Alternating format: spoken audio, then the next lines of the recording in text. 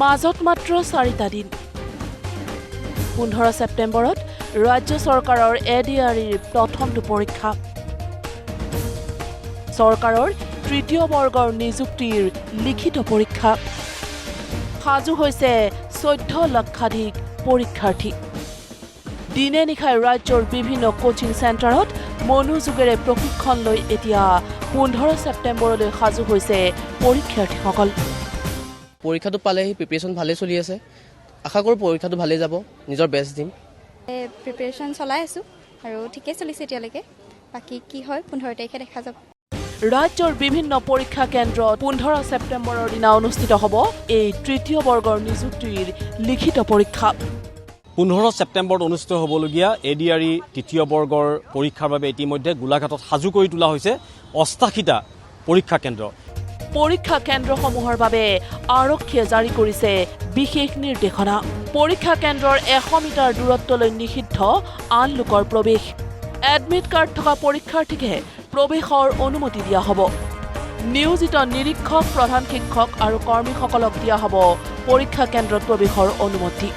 বিশেষভাৱে সক্ষম লোকসকলৰ সৈতে নিৰ্দিষ্ট অনুমতি সাপেক্ষেহে যাব পাৰিব সহায়কাৰী লোক দায়িত্বত থকা আৰক্ষী বিষয়া আৰু জিলা আয়ুক্তৰ লগতে বিষয়াকহে দিয়া হ'ব প্ৰৱেশৰ অনুমতি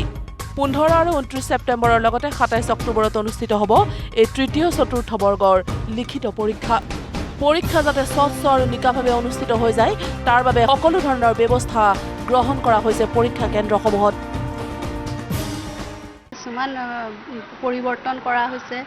সিসি কেমেৰাৰ ব্যৱস্থাৰ কথাটোত আমাৰ আগৰ পৰাই আছে বাৰু সিসি কেমেৰা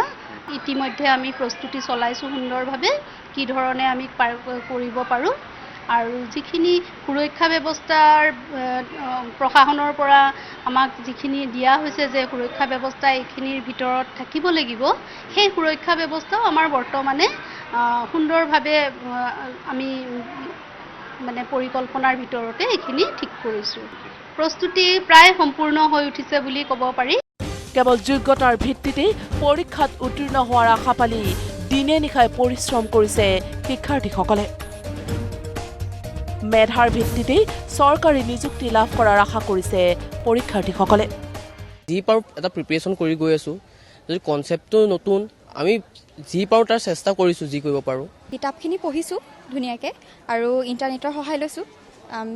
যিহেতু ইণ্টাৰনেটতে আজিকালি বহুখিনি জ্ঞান আমি পাব পাৰোঁ ইণ্টাৰনেটৰ সহায় লৈছোঁ লগতে কিতাপখিনি কিনিছোঁ আৰু বিভিন্ন ধৰণৰ প্ৰশ্ন যিহেতু আৰু কম্পিটিশ্যনো বহুত কিমান ষ্টুডেণ্টে দিছে গতিকে তাৰ মাজত নিজে যাতে ভাল কৰিব পাৰোঁ তাৰ বাবে চেষ্টা চলাইছোঁ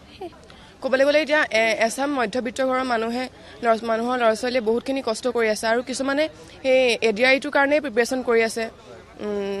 এতিয়া যদি কিছুমান দুষ্ট চক্ৰে পেপাৰ লিক কৰি দিয়ে সেইখিনি সেই ল'ৰা ছোৱালীখিনিৰ বহুত অতখিনি কষ্ট অথলে যাব সেইবাবে আমি আশাবাদী এইবাৰ যাতে তেনেকুৱা কোনো পৰিস্থিতিৰ সন্মুখীন হ'ব লগা নহয় ভালে চলি আছে 15 তাৰিখৰ কাৰণে এতিয়ালৈকে বৰ্তমান যিহেতু কলেজতো ক্লাছ কৰি থাকিবলগীয়া হৈছে সেইকাৰণে 15 তাৰিখৰ কাৰণেও পঢ়ি থাকিবলগীয়া হৈছে বিশেষ সময় সেইফালে দিয়া হৈছে তাকে কি হয় এতিয়া ব্যুৰো ৰিপৰ্ট নিউজ লাইভ